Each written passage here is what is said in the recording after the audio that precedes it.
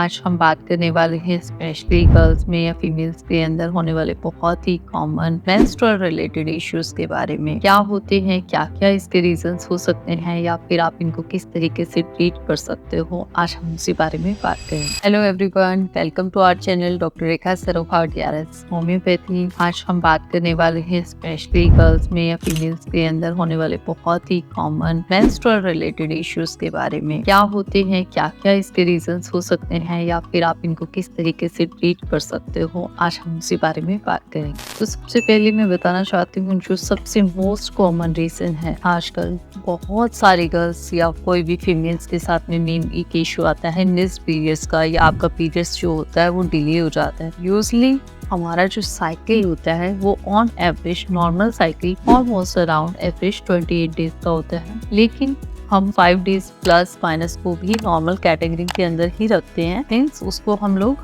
किसी भी तरीके से वेरिएशंस में काउंट नहीं करते। लेकिन अगर आपका साइकिल 25 दिन से नीचे या 35 डेज से ऊपर होता है तो आप इसको एक इरेगुलर साइकिल के अंदर आप इसको काउंट कर सकते हो। बहुत सारी फीमेल्स को ये इश्यूज होता है कि उनका साइकिल कभी कभी स्किप हो जाता है, 1 महीना 2 महीना 3 महीने, बहुत सारे। तो ऐसे में बहुत सारे इसके पीछे रीजंस हो सकते हैं। PCOD हो सकता है, कोई स्ट्रेस हो सकता है, एंजाइटी है। बहुत सी बार फीमेल वेट को रिड्यूस करना चाहती है या बहुत जल्दी आपका वेट अप डाउन आप करते हैं, कोई हार्मोनल डिस्टर्बेंस है या लाइफस्टाइल के अंदर कोई ऐसे चेंजेस हैं, तो भी आपको इस तरीके के सिम्टम्स देखने को मिल सकते हैं। कई केसेस में हमें देखने को मिलता है कि जो पीरियड्स को ब्लीडिंग होती है बहुत ज्यादा हैवी होती है या फिर बहुत ज्यादा मीन्स कई दिनों तक उनका जो ड्यूरेशन होता है वो 4 to 5 डेज ना होकर लंबा चलता रहता है, या फिर जो फ्लो है वो बहुत ज्यादा तेज होता है, या क्लॉट्स होते हैं। यूजुअली बहुत स्मॉल क्लॉट्स बहुत ही नॉर्मल है, लेकिन बहुत सी बार बहुत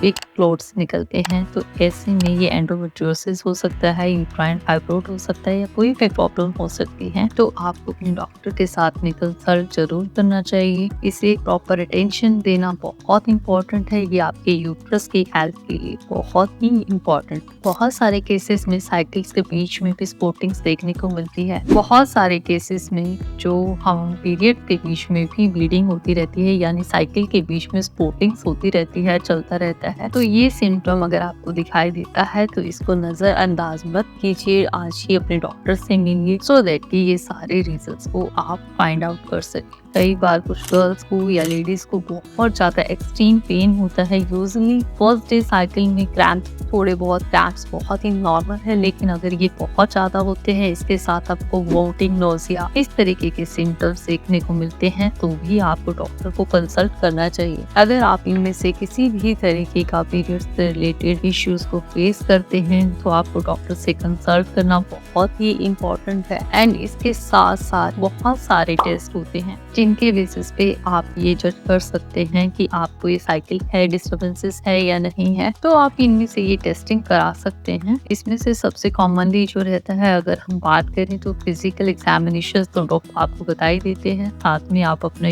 अल्ट्रासोनोग्राफी करा सकते हैं ताकि रिवील कर सके क्या क्या चेंजेस है। हार्मोनल प्रोफाइल रहता है, हमारा थायराइड है, आपका जो थायराइड प्रोफाइल सारा का सारा आप करा सकते हो। साथ में FSH हार्मोन है, या फिर आप अपना एंड्रोजन्स का भी टेस्ट करा सकते हैं। इस तरीके से बहुत सारी फाइंडिंग्स होती है। बहुत सी बार यूट्रस के ध्यान में रखना बहुत इंपॉर्टेंट है। ये कैंसरस भी हो सकता है या फिर बहुत सारी लाइफ थ्रेटनिंग कंडीशंस तक आपको लेके जा सकता है। तो प्लीज आप इस पे टेंशन दीजिए, आज ही अपना ब्लड चेकअप कराएं, या फिर आप अपना जो भी अगर आपको इश्यूज फेस करते हैं तो अपने डॉक्टर से मिलकर कंसल्ट करें। अगर आप हमसे कांटेक्ट करना चाहते हैं तो स्क्रीन पे नीचे दिए गए नंबर पे आप हमसे कंसल्टेशन ले सकते हैं, या कहीं पे भी आप मेडिसिन अपना मंगवा सकते हैं।